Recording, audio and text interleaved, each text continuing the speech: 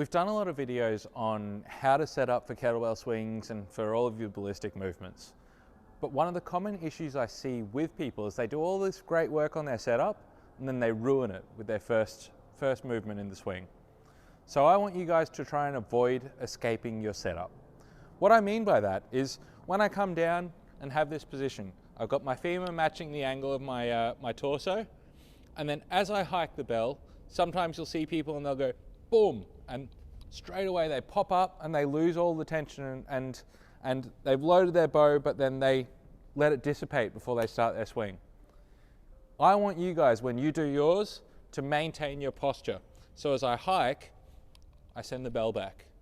One thing that helps you to do that is to think about throwing your chest forward as you pull the bell back. So big chest. So at that point, there's a slight shift, but mostly I'm staying in the same position.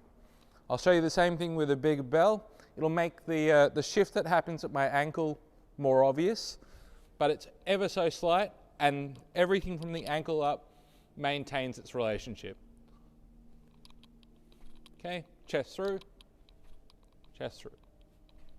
Okay, try that, and you'll notice a big jump in the power of your first swing.